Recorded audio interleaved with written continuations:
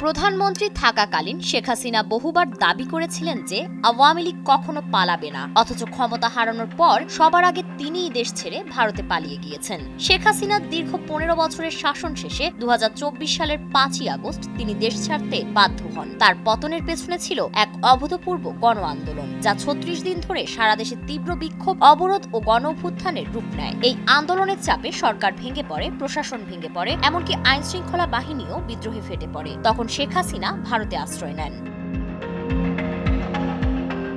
হাসিনার পরিকল্পনা ছিল লন্ডনে রাজনৈতিক আশ্রয় নেওয়ার। পাকিস্তানের পারভেজ মোশাররফ, নওয়াজ শরীফ কিংবা বিএনপির তারেক রহমান যেমন ব্রিটেনে আশ্রয় পেয়েছিলেন, হাসিনা তেমন একটি পরিণতি আশা করেছিলেন। কিন্তু যুক্তরাজ্য সহ একাধিক দেশ তার আশ্রয়ের আবেদন প্রত্যাখ্যান করে। এনডিটিভির প্রতিবেদন অনুযায়ী যুক্তরাজ্যের অভিবাসন আইনে বিদেশি নাগরিককে রাজনৈতিক আশ্রয়ের আবেদন করতে হলে প্রথমে নিরাপদ দেশে পৌঁছেই আবেদন করতে হবে। সেক্ষেত্রে হাসিনাকে ভারতে থেকেই আবেদন জানাতে হতো। বাংলাদেশ হাই কমিশন লন্ডনের এক কর্মকর্তা জানান, শেখ হাসিনা আনুষ্ঠানিকভাবে আশ্রয়ের আবেদন করেছিলেন কিনা এ সংক্রান্ত কোনো লিখিত প্রমাণ তাদের কাছে নেই। ধারণা করা হয় ভারত সরকারের মাধ্যমে তিনি লন্ডনে যোগাযোগ করেছিলেন, কিন্তু ব্রিটিশ সরকার স্পষ্ট জানিয়ে দেয় তারা সেই মুহূর্তে তাকে আশ্রয় দিতে পারবে না।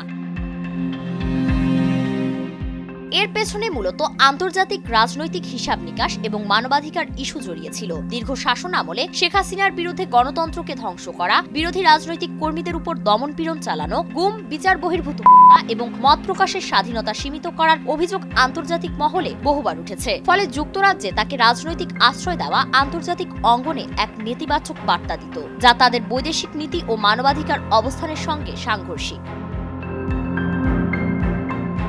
অন্যদিকে যুক্তরাষ্ট্রের অবস্থানও ছিল একই ধরনের। ব্রিটিশ সরকার মানবাধিকার ইস্যুতে তুলনামূলকভাবে কড়া অবস্থান নেয়, বিশেষত যখন গণতান্ত্রিক কাঠামো ভেঙে পড়ার ঘটনা ঘটে। ফলে পশ্চিমা দেশগুলোর কূটনৈতিক মহল মনে করেছিল হাসিনাকে আশ্রয় দিলে বাংলাদেশে গণতন্ত্র পুনঃপ্রতিষ্ঠার প্রচেষ্টায় তা বড় বাধা হয়ে দাঁড়াবে। তাই শেষমেশ নরেন্দ্র মোদীর সঙ্গে দীর্ঘদিনের ঘনিষ্ঠ সম্পর্কের কারণে ভারত তাকে সীমিত পরিসরে রাজনৈতিক আশ্রয় দেয়। পশ্চিমা বিশ্বের দ্বার তার জন্য বন্ধ হলেও ভারত তার নিরাপদ আশ্রয়স্থল হয়ে উঠেছে, যেখানে হাসিনা রাজনৈতিক নির্বাসনে থাকছে, কিন্তু সে আন্তর্জাতিক বিতর্কের কেন্দ্রবিন্দুতেই রয়েছে। বিজেপি সরকার বহুবার সংসদে বিরোধীদের প্রশ্নের মুখে পড়েছে কেন তারা এমন একজন বিতর্কিত নেত্রীকে দেশে রেখেছে।